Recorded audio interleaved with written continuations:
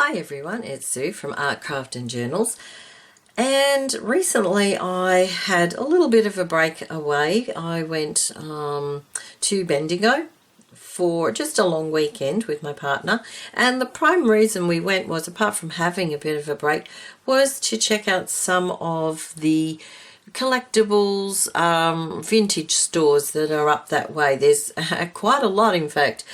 We were surprised at how many there were, and op shops, second-hand shops, unbelievable amount up that way. So from my place, it's probably, well, it's about a 2-hour drive, depending on how much traffic you get through the city. So it wasn't too bad a drive, and we spent 2 nights up that way.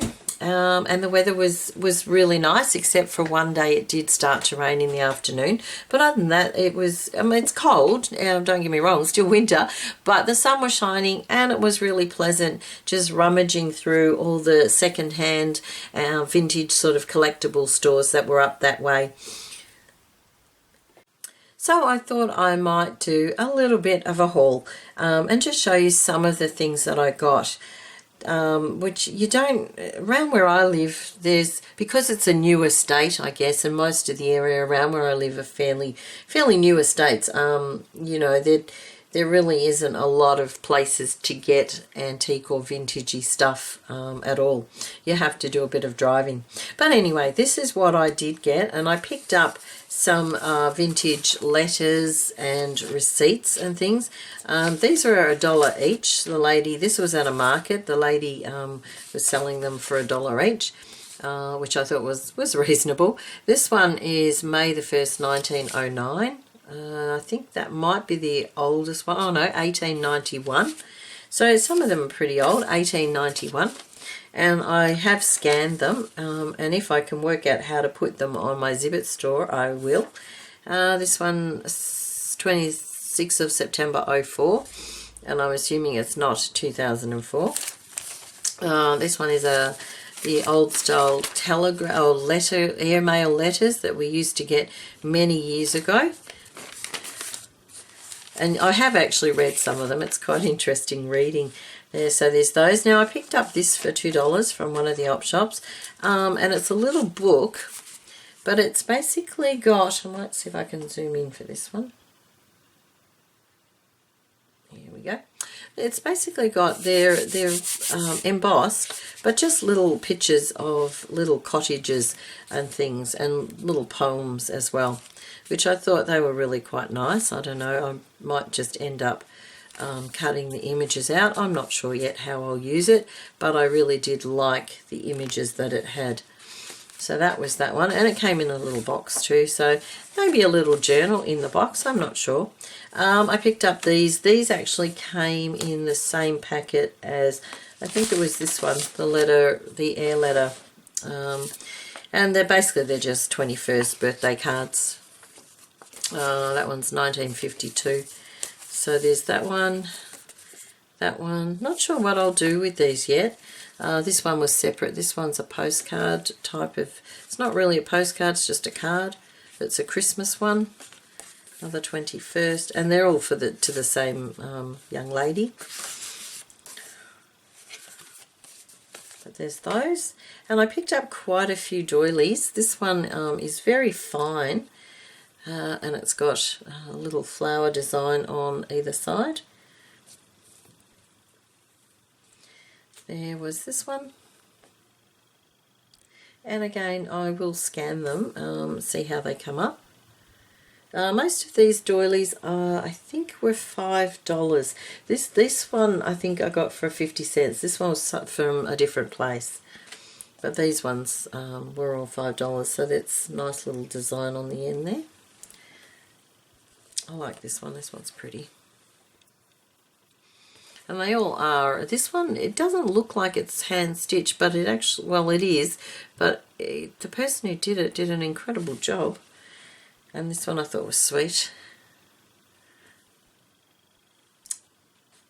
And this one might just go back out a little bit. And this one has a little bit of a flower on the other side as well.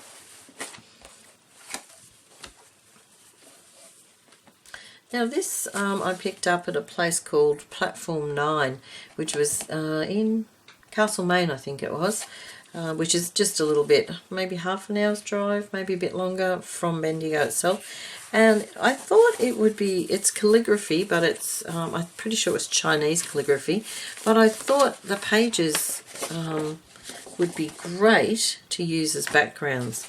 And I'll show you that in a moment, but I just thought they would be great for backgrounds. And I am planning on doing an Oriental or Asian type journal at some point, so I might use some of those in there. Now I have no idea what it says, so I hope it's nothing inappropriate. And this also was in there. I think again it's just another little, just a booklet with practice booklet or something with the Chinese characters. But again, I thought great for backgrounds and things. That was only $4, so that was a really good pickup, I thought. Now I'd pick this one up. This is just $2. It's a book on the history with stamps, Australian stamps, and basically it's set out like this. I might just go out a little bit more if I can. Oops, wrong way. And it's basically this, it's explaining the history through the stamps that were released at the different times. My intention when I got it was actually to cut the stamps out, but I actually, as I was flicking through the other day, I was actually starting to read it, and it really is quite interesting. It sort of talks about different aspects of Australian history, in pretty, well, basic, simple terms that, you know, anyone can understand. So I sort of then was undecided whether I would cut it up or not. So I may actually see if I can get a second copy of it, because it really was quite interesting. And I picked up this one here. It's illustrated by Kate Greenway, and she's done quite a few books over the years. And it's got just some really cute little illustrations, I thought. Just get a little bit closer. I just thought they were really pretty.